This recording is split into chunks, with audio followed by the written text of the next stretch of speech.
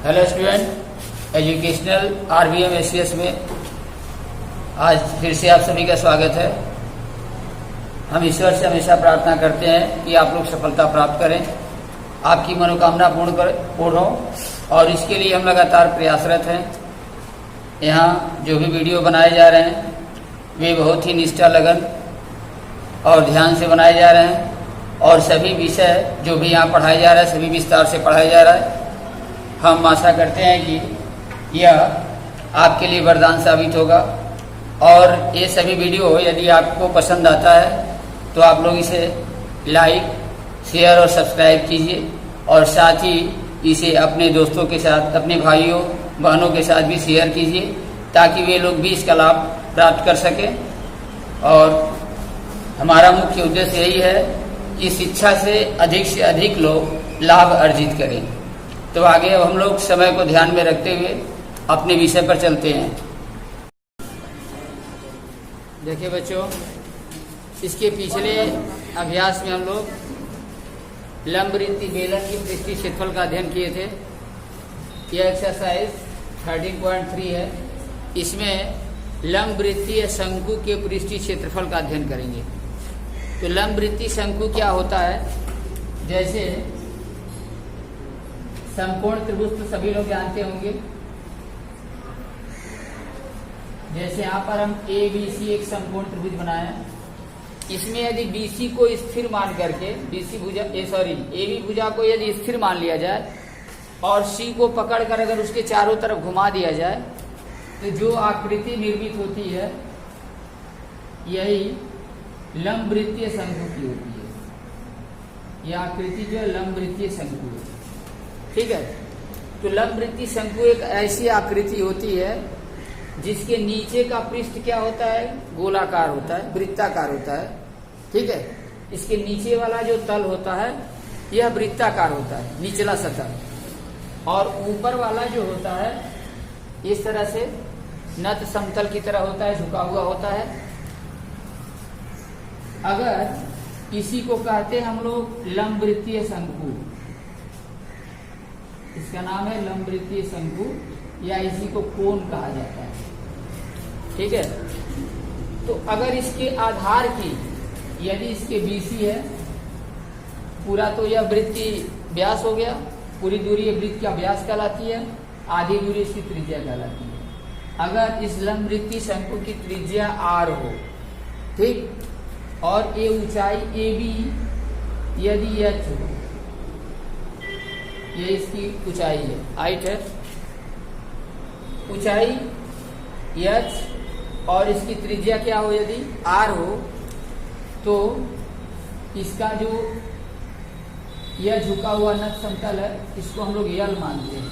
यल माने होता है लैटेंट हाइट, अर्थात होता है तिरछी ऊंचाई। लैटेंट हाइट मतलब होता है तिरछी ऊंचाई, इसको हम लोग तिरछी ऊंचाई कहते हैं। ठीक। एसी तो यल बराबर क्या होगा? रूट में h² प्लस r²। ये पाइथागोरस के प्रमेय से, पाइथागोरस ने बताया था कि किसी समकोण त्रिभुज में कर्ण का वर्ग उसके आधार और लंब दोनों के वर्गों के योगफल के बराबर होता है।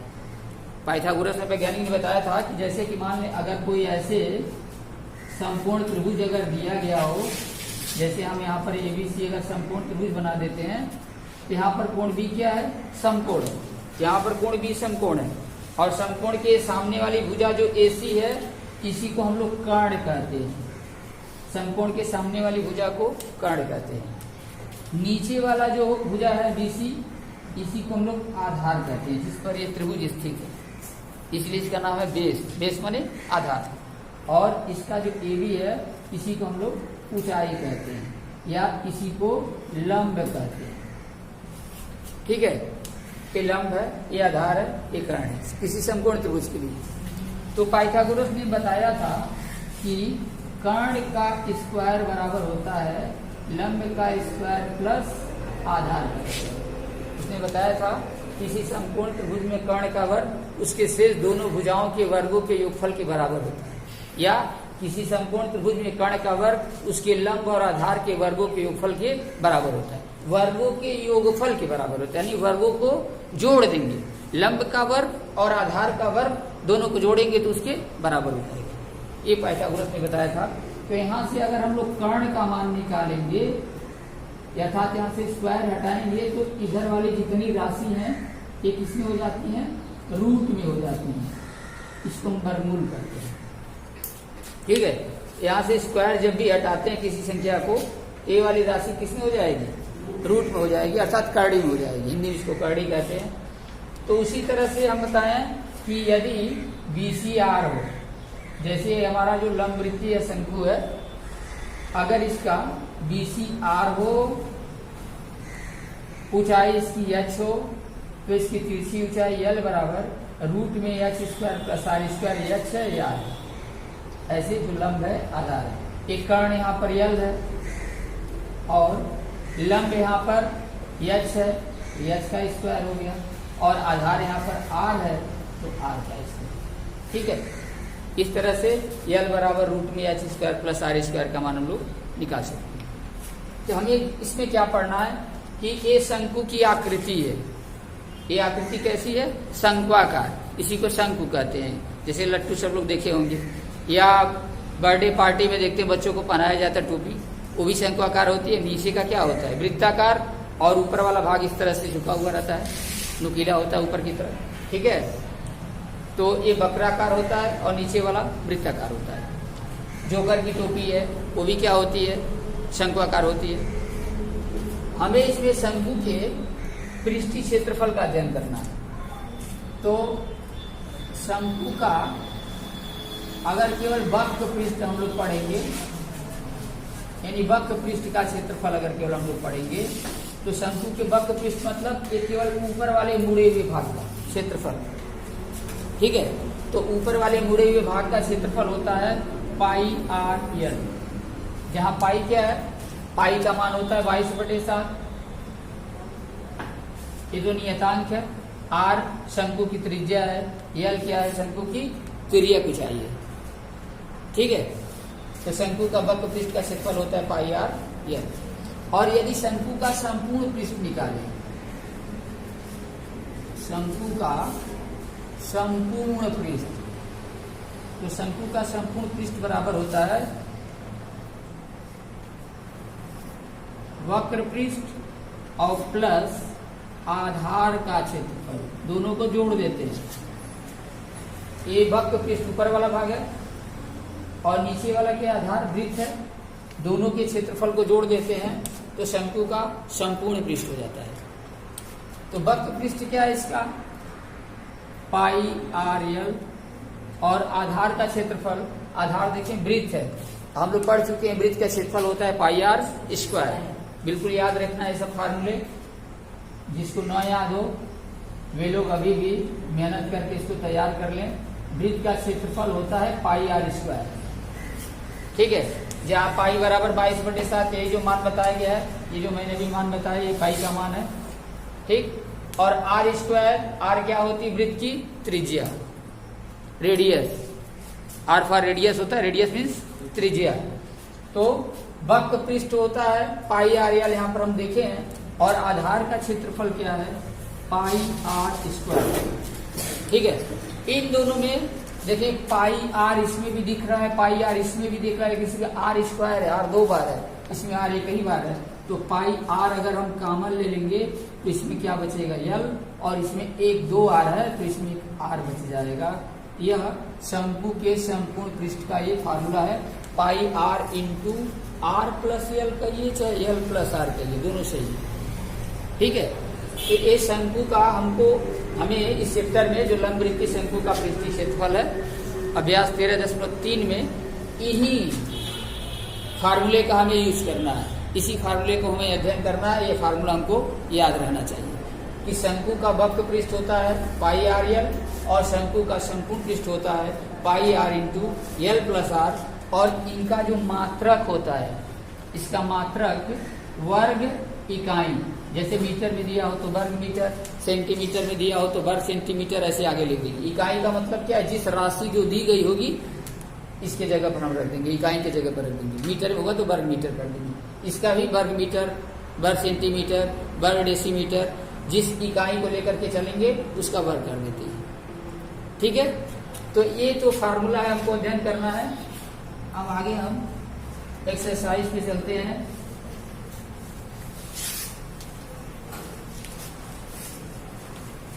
क्वेश्चन नंबर फर्स्ट देखें। फर्स्ट दिया है, जब तक अन्यथा न कहा जाए पाई बराबर 22/7 रखना है। जब तक कहा न जाए तब तक हमको पाई का मान 22/7 ही लेकर चलना है। इसमें दिया है पहले नंबर क्वेश्चन में, एक शंकु के आधार का व्यास 10.5 और इसकी तिर्यक ऊंचाई 10 है। एक शंकु दिया गया है क्वेश्चन नंबर 1 में, ऐसे एक शंकु है। शंकु के आधार का व्यास है 10.5। शंकु का आधार वृत्ताकार होता है, ये हम पीछे भी पढ़ चुके हैं। कोई भी इसका नामकरण कर देंगे, ABCO। इसका जो व्यास है, व्यास मतलब BC, यह दिया है 10.5। ध्यान से सब लोग देखे, सेंटीमीटर। शंकु के आधार का व्यास है 10.5 सेंटीमीटर और इसकी तिर्यक ऊंचाई 10 है। तिर्यक ऊंचाई अभी बताया है कि तिरछी ऊंचाई, इसी को तिर्यक ऊंचाई कहते हैं। यह है 10 सेंटीमीटर। ठीक, और पूछा है इसका वक्र पृष्ठीय क्षेत्रफल ज्ञात कीजिए। इसके वक्र पृष्ठ का क्षेत्रफल बताइए। ये तो आसान है। शंकु के आधार का व्यास दिया है तो लिखेंगे, चूंकि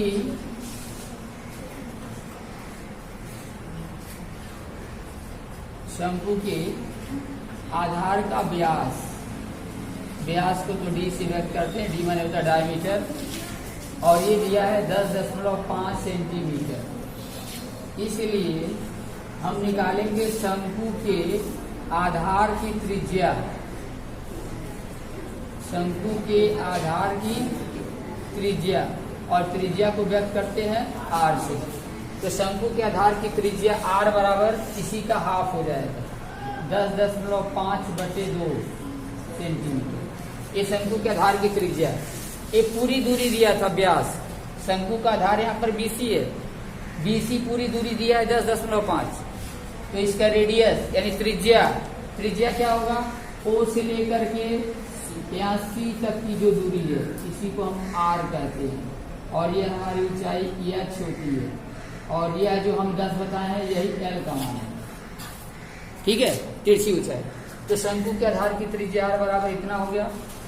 और शंकु की तिर्यक ऊंचाई यहाँ दिया है, तिर्यक ऊंचाई। तिर्यक ऊंचाई को व्यक्त करते हैं L से, और L बराबर दिया है 10 सेंटीमीटर। पूछा क्या है, शंकु का वक्र पृष्ठीय क्षेत्रफल।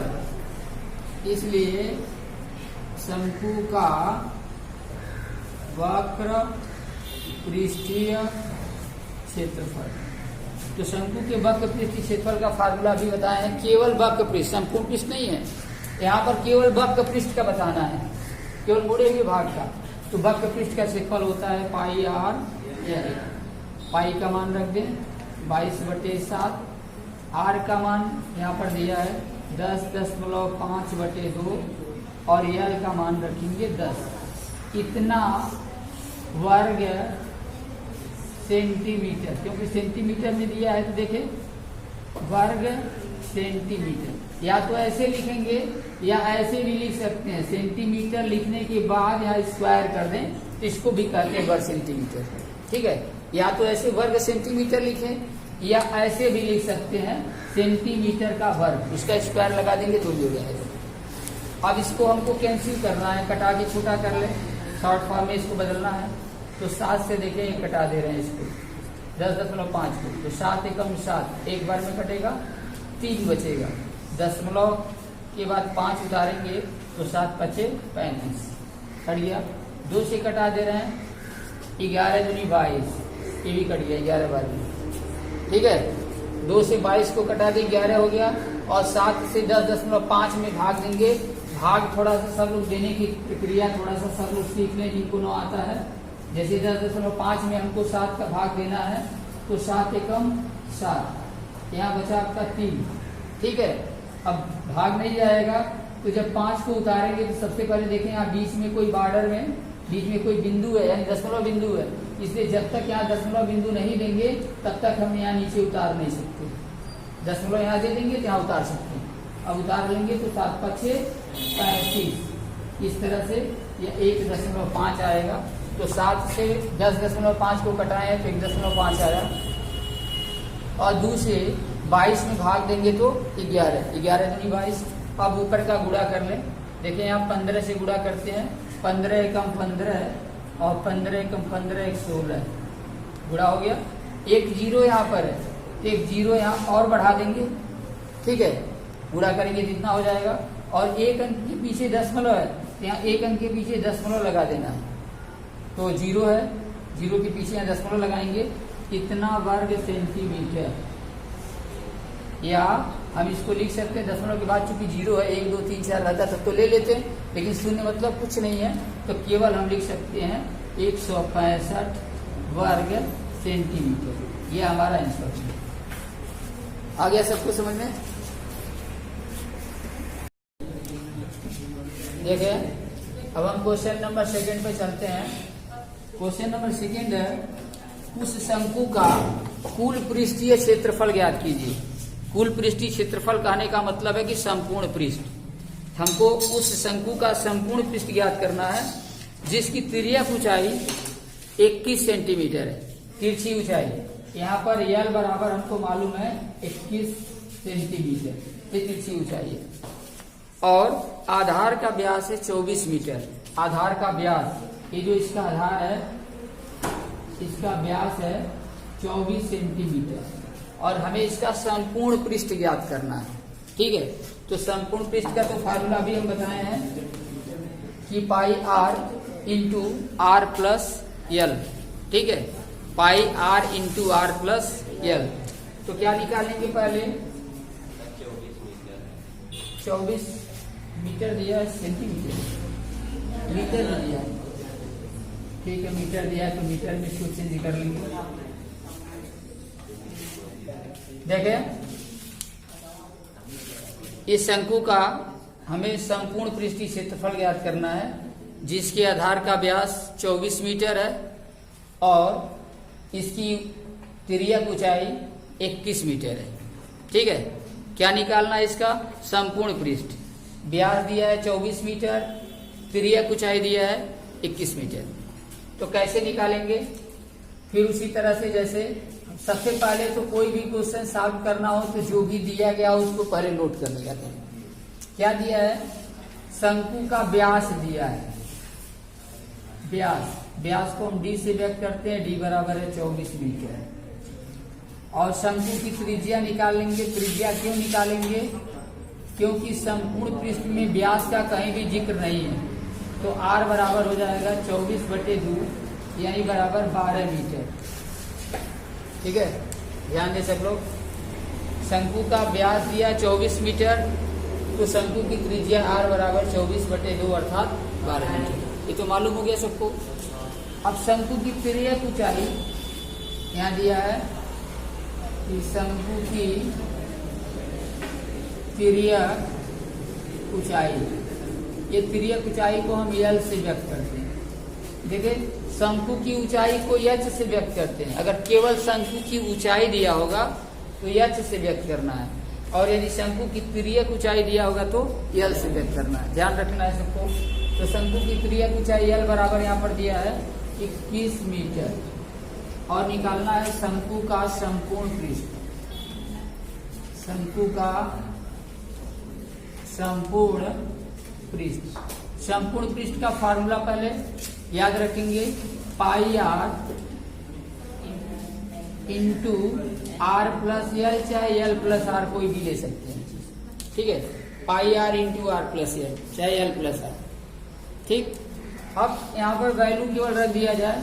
पाई का वैल्यू होता है 22/7, आर का वैल्यू यहाँ पर देखिए निकालें 12, आर का वैल्यू है 12, और प्लस यल का वैल्यू कितना दिया 21, इतना वर्ग मीटर, ये मीटर में दिया है तो यहाँ वर्ग मीटर कर देंगे, ठीक है। अब यहाँ पर मात्रक जरूर लिखना है जो भी सवाल लगाए। अब क्या करेंगे यहाँ पर देखें, अब यहाँ कटाने का प्रयास नहीं करेंगे, ठीक है। अभी वैसे ही नोट कर लेते हैं। 22/7 गुणे 12 और गुणे 21 और 12 को जोड़े। देखिए 12 यहाँ पर दिया है, ये 21 दिया है, तो 12 21 हो जाएगा, 2 1 3, 2 1 3 हो जाएगा 33। ठीक, अब क्या करें, पहले तीनों का गुणा कर लें। गुणा करेंगे तो देखिए यहाँ 22 गुणे, इसमें आप गुणा कर देते हैं, 33 गुना होता है 66, तो 6 हासिल 6 का, और 33 से कम 33 हो गया 39। ठीक है, 33 में 12 से गुणा कर देंगे, जैसे 12 के 36, 12 के 36 3 39 गुणा हो गया। बटे 7 सबके नीचे लगा देते हैं अभी, फिर आगे नीचे करेंगे। अब गुणा कर दे 22 से, तो गुणा करके देखिए, यहाँ 22 से गुणा करेंगे, 2 6 12, 2 9 18 19 और 2 3 6 1 7, 2 6 12, 2 9 18 19, 2 3 6 1 7, और यहाँ भी हो जाएगा 792, 2 9 11, 7 9 16 17 और 7 11, 8712/7। इसको भिन्न में बदल देंगे, 7 से भाग दे करके, फिर 7 से भाग दे दें तो क्या होगा, 7 एकम 7, 1 7, 7 दूनी 14, 3 1, 7 चौक 28, फिर 3 बचेगा 28 29 30 31, 3 2, और फिर 7 चौक 28, यहाँ पर 4 बचेगा, 12 से 44 सही, 4/7, 1244 सही, 4/7 वर्ग मीटर, या इसको चाहे तो भाग लेकर के दशमलव में भी जा सकते हैं। तो फिर से देखिए क्या करना था। क्वेश्चन नंबर 2 में दिया था कि एक शंकु के आधार का व्यास 24 मीटर, त्रिज्या ऊंचाई यदि 21 मीटर हो, तो इसका हमें संपूर्ण पृष्ठ निकालना है। तो संपूर्ण पृष्ठ निकालने के लिए सबसे पहले व्यास दिए हैं, व्यास है 24 मीटर, त्रिज्या इसकी r निकालनी है, उसका आधार 12 मीटर, और शंकु की त्रिज्या ऊंचाई l बराबर दिया 21 मीटर। तो शंकु का संपूर्ण पृष्ठ का फार्मूला, सबसे पहले क्वेश्चन को लगाएं तो एक मन में पहले सोच लें कि हमें निकालना क्या है, मालूम होना चाहिए। जैसे हमें संपूर्ण पृष्ठ निकालना है, तो हम सबसे पहले संपूर्ण पृष्ठ का फार्मूला हमें मालूम होना चाहिए कि संपूर्ण पृष्ठ का फार्मूला होता है pi r into r plus यल।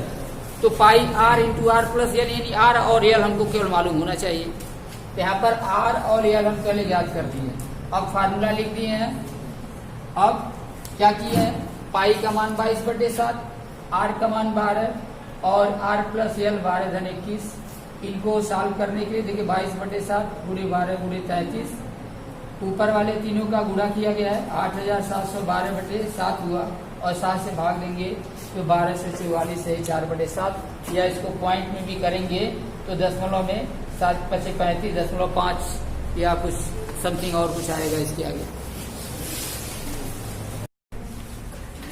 क्वेश्चन नंबर 3 देखे दिया है। अब इस एक्सरसाइज का क्वेश्चन नंबर 3 देखिए, 3 में क्या दिया है। क्वेश्चन नंबर 3 में दिया है कि शंकु का वक्र पृष्ठीय क्षेत्रफल 308 वर्ग सेंटीमीटर है। शंकु के वक्र पृष्ठ का क्षेत्रफल दिया है 308 वर्ग सेंटीमीटर, और इसकी तिर्यक ऊंचाई है 14 सेंटीमीटर। ठीक है, वक्र पृष्ठ दिया है और तिर्यक ऊंचाई दी गई है। तो ज्ञात करना है पहला नंबर आधार की त्रिज्या, और दूसरा नंबर शंकु का कुल पृष्ठीय क्षेत्रफल। क्या दिया है, सबसे पहले वक्र पृष्ठीय क्षेत्रफल दिया है इसका, शंकु का वक्र पृष्ठीय क्षेत्रफल। यह हमको मालूम है कि वक्र पृष्ठ का क्षेत्रफल दिया है 308 सेंटीमीटर का स्क्वायर, वक्र पृष्ठ का क्षेत्रफल दिया है। और क्या दिया है, शंकु की तिर्यक ऊंचाई दी गई है, तिर्यक ऊंचाई यह हमको दिया है 21 सेंटीमीटर, सॉरी तिर्यक ऊंचाई दिया है 14 सेंटीमीटर। ठीक है, शंकु का वक्र पृष्ठ 308 सेंटीमीटर का वर्ग, और तिर्यक ऊंचाई 14 सेंटीमीटर। तो ज्ञात क्या करना है? पहला नंबर हमें ज्ञात करना है आधार की त्रिज्या, और दूसरा नंबर हमें ज्ञात करना है संपूर्ण पृष्ठ, कुल पृष्ठ का क्षेत्रफल यानी संपूर्ण पृष्ठ हमको ज्ञात करना है। देखिए क्वेश्चन सब लोग ध्यान से देख लेंगे। पहले दिया क्या है, एक शंकु की वक्र पृष्ठ का क्षेत्रफल है 308 वर्ग सेंटीमीटर, तिरछी ऊंचाई या तिर्यक ऊंचाई 14 सेंटीमीटर। तो हमें ज्ञात करना है आधार की त्रिज्या कितनी होगी और उसके संपूर्ण पृष्ठ का क्षेत्रफल क्या होगा। इसमें क्या करेंगे, सबसे पहले जो दिया है हम नोट कर लें। शंकु की ऊंचाई हम पहले लेते हैं, दिया गया है शंकु की ऊंचाई,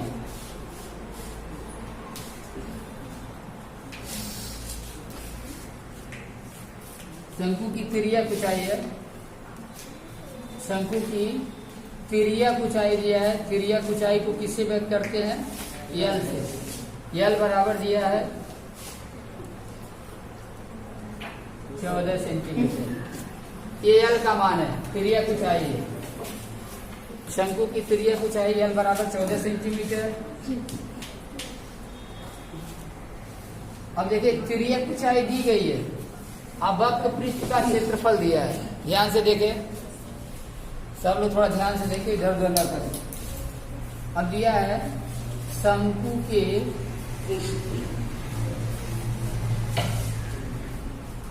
वक्र पृष्ठ का क्षेत्रफल बराबर, यह दिया है 308। अब देखिए शंकु के वक्र पृष्ठ का क्षेत्रफल दिया है 308 सेंटीमीटर का स्क्वायर, और शंकु के वक्र पृष्ठ का फार्मूला इसके नीचे लिख लेंगे। हमें मालूम है शंकु का वक्र पृष्ठ होता है pi are L, pi are यल बराबर हो गया 308। अब पाई का मान तो हमको मालूम है कि 22/7, आर का मान नहीं मालूम है, और यल जो तिर्यक ऊंचाई यहाँ पर दी गई है, जो मान दिया इसमें रख देंगे और यहीं से हम आर का मान ज्ञात कर लेंगे। ठीक है, अब यहाँ से हम आर का मान ज्ञात करेंगे तो आर बराबर हो जाएगा 308 गुणे 7। यहाँ देखिए 7 यहाँ हर में दिया है, यहाँ ऊपर चला जाएगा, या ऐसे सीधे कर सकते हैं कि जैसे बराबर के पीछे वाली जो संख्याएं जब उधर ले जाएंगे तो उसके चिन्ह में परिवर्तन। जैसे यहाँ पर 14 का गुणा है, यहाँ 14 का भाग हो गया, यहाँ दिया 22/7, इधर जाएगा तो हो जाएगा सीधे 7/22, तो 7 ऊपर चला जाएगा और 22 नीचे आ जाएगा।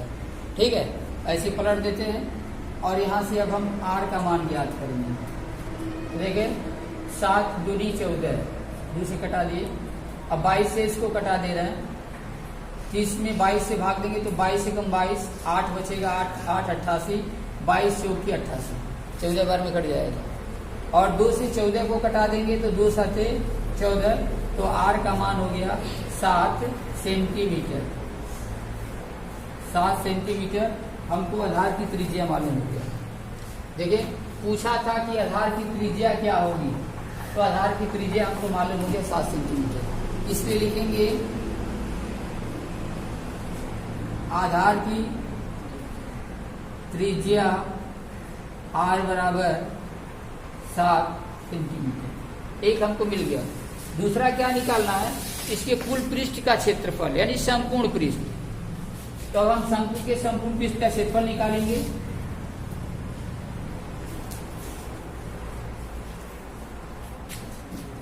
अब यहाँ शंकु का संपूर्ण पृष्ठ क्या होता है, pi r into r plus l. Pi का मान 22/7, आर का मान देखिए यहाँ पर 7 आ गया, आई इंटू आर प्लस एल, तो आर का मान तो 7 है और यल का मान देखिए यहाँ पर 14 दिया है। ठीक है, इसको हम यहाँ सॉल्व कर दे रहे हैं। देखिए 7 से 7 कैंसिल हो जाएगा, हो जाएगा 22 गुणे 14 में 7 जोड़ेंगे तो 21 होगा। अब गुणा कर दे, 21 दूनी 42, तो 2 हासिल 4 का, और 21 दूनी 42 और 4 होता है 46, 462 वर्ग सेंटीमीटर, यह हमारा संपूर्ण पृष्ठ है। तो इसका एक आंसर यहाँ पर हो जाएगा। r पूछा था तो r बराबर 7 सेंटीमीटर और दूसरा इसका संपूर्ण पृष्ठ बराबर 462। तो आंसर एक हो जाएगा 7 सेंटीमीटर और दूसरा हो जाएगा 462 सेंटीमीटर। ये दोनों हमारे आंसर। यह क्वेश्चन नंबर 4 है। क्वेश्चन नंबर 4 में देखे दिया है शंकु के आकार का एक तंबू 10 मीटर ऊंचा है। ये शंकुआकार एक तंबू है। शंकु के आकार का एक तंबू बनाया गया है रहने के लिए। इसकी ऊंचाई है 10 मीटर। यहाँ से यहाँ तक जो इसकी ऊंचाई है यह कितनी है? 10 मीटर इसकी ऊंचाई है। और शंकु के आधार की त्रिज्या है 24 मीटर। यहाँ से यहाँ तक इसकी त्रिज्या हम मान लेते हैं O है, A है, B है। यहाँ पर OA तो हो गया 10 और AB हो गया 24 मीटर। ये शंकु के आधार की त्रिज्या है। तो हमें ज्ञात करना है तंबू की तिर्यक ऊंचाई। यह तिर्यक ऊंचाई हमें यल बताना है, यल कितना होगा, ठीक। और दूसरा बताना है कि तंबू में लगे कैनवास की लागत। तंबू के किनारे जो कपड़े का तिरपाल होती है उसी को कैनवास कहा जाता है। तो कह रहा है कि तंबू में लगे कैनवास की लागत बतानी, यानी उसको खरीदने में कितना पैसा खर्च हुआ है। जबकि 1 वर्ग मीटर कैनवास की लागत दिया है 70 रुपए, माने 70 रुपए में 1 वर्ग मीटर मिलता है, ठीक है। तो क्या करेंगे, जो दिया है सबसे पहले नोट करें। दिया है शंकु की ऊंचाई, शंकु की ऊंचाई h दिया है, h बराबर दिया है 10 मीटर। और शंकु के आधार की त्रिज्या हमें पता है। शंकु के आधार की त्रिज्या, ये नीचे आधार ये भी है। शंकु की त्रिज्या यहाँ पर दिया है r और r बराबर दिया है 24 मीटर। 24 मीटर जो इसके आधार की त्रिज्या है। हमको क्या ज्ञात करना है? तिर्यक ऊंचाई ज्ञात करना है। तो अभी हम बताए हैं कि तिर्यक ऊंचाई यल बराबर होता है, यल बराबर रूट में h square plus r square. अभी फार्मूला बताया है। कर्ण स्क्वायर बराबर होता है लंब स्क्वायर प्लस आधार स्क्वायर। यहाँ देखिए लंब यहाँ पर 10 दिया है और आधार कितना दिया है? 24 दिया है। यहाँ पर शंकु की हम तिर्यक ऊंचाई निकालेंगे। शंकु की तिर्यक ऊंचाई,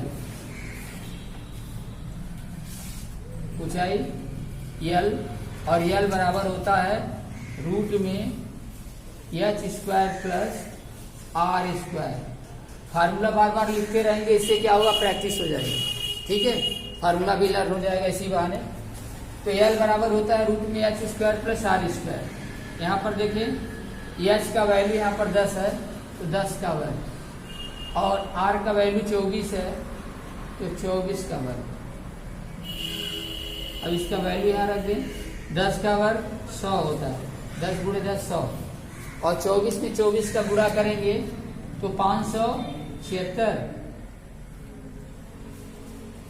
576 देख लिया। 24 में 24, 4 चौके 16, 4 चौके 16 को 6 80 रेख है, और 4 दूनी 8, 4 दूनी 8, 8 8 16 1 17, और 2 दूनी 4 1 5, 576। इसका जो वर्ग हो जाएगा, 24 का वर्ग होता है 576, ठीक है। अब इन दोनों को ऐड करेंगे तो क्या होगा? रूट में हो जाएगा 576 100 676, ठीक है।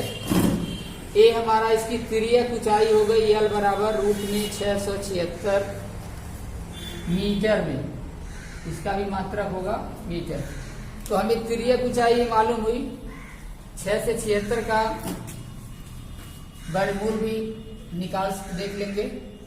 अगर 6 से 76 का वर्गमूल कैसे निकालते हैं देख लें।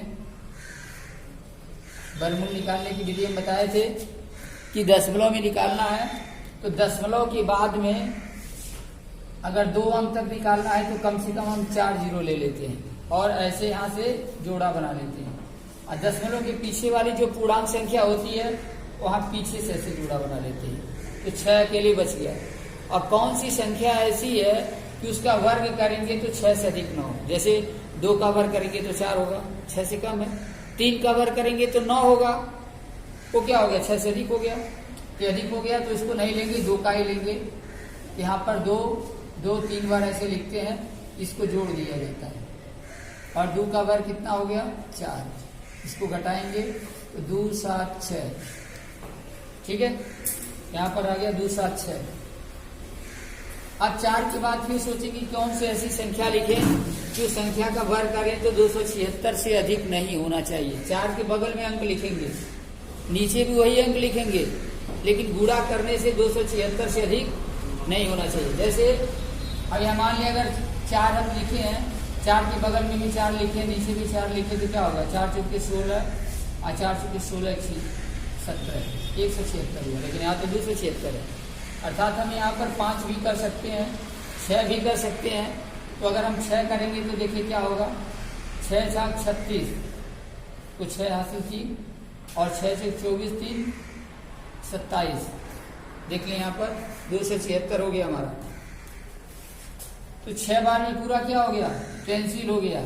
6 यहाँ 6 4 36 और 6 चौके 24 3 27।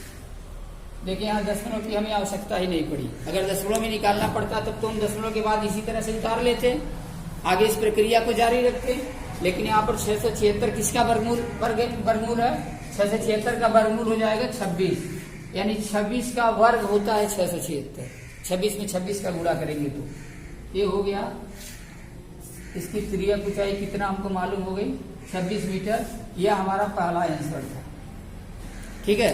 पहले पूछा था उसकी त्रिज्यक ऊंचाई। अब पूछा है शंकु में लगे कैनवास का क्षेत्रफल, लागत बताना है।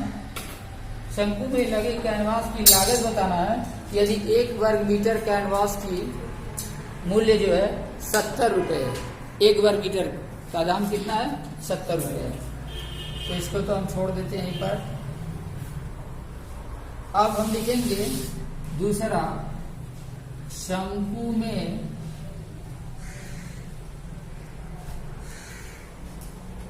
या तंबू में लगे कैनवास की लागत, लगे कैनवास की लागत, कैनवास का क्षेत्रफल पहले निकालिए। तो तंबू में लगे कैनवास का क्षेत्रफल। अब देखें, तंबू अगर कोई बनेगा तो तंबू का हम निर्माण करेंगे तो क्या होगा, केवल किनारे भाग में हमको तंबू लगाना है, नीचे फर्श से हमें मतलब नहीं है, ठीक है। तंबू जब हम बनाएंगे तो जैसे कि किनारे की ओर बनेगा, जमीन से हमें कोई मतलब नहीं है, इसीलिए आधार का इसमें क्षेत्रफल नहीं लेंगे। क्या लेंगे, तंबू में लगे कैनवास का क्षेत्रफल कहने का मतलब क्या है कि केवल वक्र पृष्ठ का क्षेत्रफल। और वक्र पृष्ठ का क्षेत्रफल क्या होता है, पाई आर एल। वक्र पृष्ठ का क्षेत्रफल पाई आर एल, ये ध्यान रखेंगे। यहाँ पर लिख देंगे पाई आर एल। अब यहाँ पाई का मान हो गया 22/7, आर का मान देके दिया है 24, और एल का मान अभी हम यहाँ पर निकाले हैं 26, ठीक है। ये तंबू में लगे कैनवास का क्षेत्रफल है। आगे समझे, इतना वर्ग मीटर में दिया था तो वर्ग मीटर। अब यहाँ पर दिमाग हमको ज्यादा लगाने की जरूरत नहीं है, लास्ट में देखेंगे। अब ये नहीं कि अब गुणा करने लगे, गुणा करके फिर भाग दें, फिर दशमलव में बनाएं या बटे सही में लिखें, कोई इससे मतलब नहीं है। हमको क्या बताना है कि कैनवास की लागत कितनी आएगी। हम तो अभी कैनवास का क्षेत्रफल निकाले। अब हमें क्या पूछा है कि तंबू में लगे कैनवास में कितनी लागत आएगी, इसलिए लिखेंगे कैनवास की लागत, कैनवास की लागत मूल्य। लागत मूल्य माने उसमें कितना मूल्य लगा है हमारा, ठीक है। तो देखिए 1 वर्ग मीटर पर 70 रुपया, तो इतने वर्ग मीटर पर कितना लगेगा, उसमें गुणा कर देंगे। 22/7 गुणे 24 गुणे 26 गुणे 70, जितना आएगा उतने रुपए लगेंगे। क्योंकि 1 वर्ग मीटर पर, जैसे तंबू के 1 वर्ग मीटर पर लागत कितना है, 70 रुपया है। तो 2 वर्ग मीटर पर 70 गुणे 2 अधिक होगा, गुणा करेंगे। उसी तरह से इतने वर्ग मीटर के लिए लागत मूल्य क्या होगा, तो इतने में हम 70 का क्या करेंगे, गुणा कर देंगे। अब गुणा कर, अब यहाँ कैनवास की लागत मूल्य निकालने के लिए 22/7 जितना इसका क्षेत्रफल आया है इसमें 70 से गुणा कर देंगे। तो 7 दाम 70, 24 इसमें गुणा करेंगे, 24 दूनी 48 को 8 हासिल 4 का, और 24 दूनी 48 4 होता है 52, 528 गुणे 26 गुणे 10। अब यहाँ 528 में 26 का गुणा करना है, 6 8 48 को 8 हासिल 4, 6 दूनी 12 4 16 को 6 हासिल 1, और 6 बजे 30 31। 2 से गुणा करेंगे, 2 8 16 2 गुना 4 5, और 2 5 10, 2 8 16 2 दूनी 4 5, 2 5 10, 8 6 6 12, 5 1 6 1 7 3 1। अब आ गया 13 7 2 8 और एक 0 लगा देंगे, 13 7 2 8 0, इतना रुपया है। सही है। ये हो गया हमारा कैनवास की लागत मूल्य।